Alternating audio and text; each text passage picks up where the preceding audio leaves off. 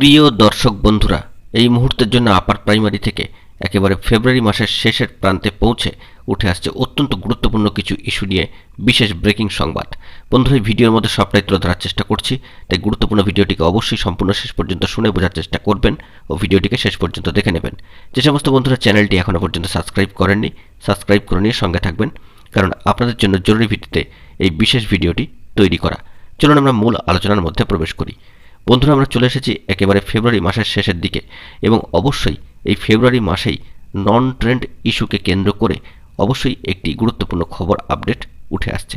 ইতিমধ্যেই আমরা মহামান্য কলকাতা হাইকোর্টের ডিভিশন বেঞ্চে 11 নম্বর কোর্টে, অর্থাৎ নতুন যে বেঞ্চে এই আপার প্রাইমারি শিক্ষক নিয়োগ প্রক্রিয়া সংক্রান্ত নির্ধারক অর্থাৎ মহানির্ধারক মামলাটি চলে এসেছে, তার এক প্রস্থ হিয়ারিং কিন্তু দেখে নিয়েছি।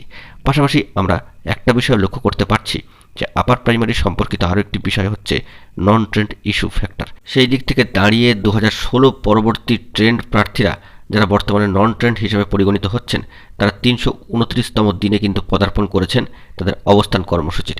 গুরুত্বপূর্ণ কিছু দাবি তারা রেখেছেন যে আপার প্রাইমারি টেট পাস ও 2016 পরবর্তী ট্রেন্ড প্রার্থীদের অবশ্যই 2014 প্রাইমারির মতো এবং 2016 পরবর্তী ভ্যাকেন্সিতে ট্রেনিং আপডেট করে সমস্ত আপার প্রাইমারি টেট পাস চাকরি প্রার্থীদের চাকরিকে সুনিশ্চিতকরণ করতে হবে।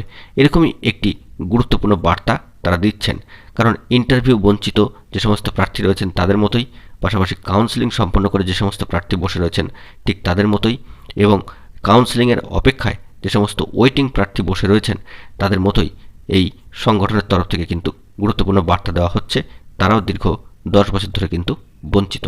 অবশ্যই ট্রেনিং আপডেট করে ও আপডেটেড ভ্যাকেন্সিতে তাদেরকে নিয়োগের দাবি তারা কিন্তু জানাচ্ছেন ও চাকরি সুনিশ্চিতকরণের যে বার্তা তারা কিন্তু এই মঞ্চের তরফ থেকে দিচ্ছেন।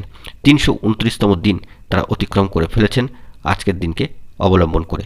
অবশ্যই এই দাবি দাওয়াগুলি কতটা মান্যতা পাবে কি পাবে না সেই সংক্রান্ত বিষয় আমরা অবশ্যই মহামান্য কলকাতা হাইকোর্টের দিকে কিন্তু তাকিয়ে থাকব এবং পরবর্তী ক্ষেত্রে কী প্রোগ্রেসিভ আপডেট স্ট্যাটাস উঠে আসছে সেই দিকে আমরা লক্ষ্য রাখার চেষ্টা করব।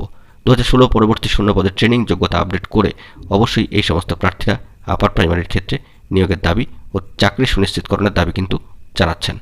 বন্ধুরা, এখন এই পর্যন্তই। গুরুত্বপূর্ণ আপডেটগুলি পাওয়ার জন্য চ্যানেলটিকে সাবস্ক্রাইব করে সঙ্গে থাকুন। ধন্যবাদ।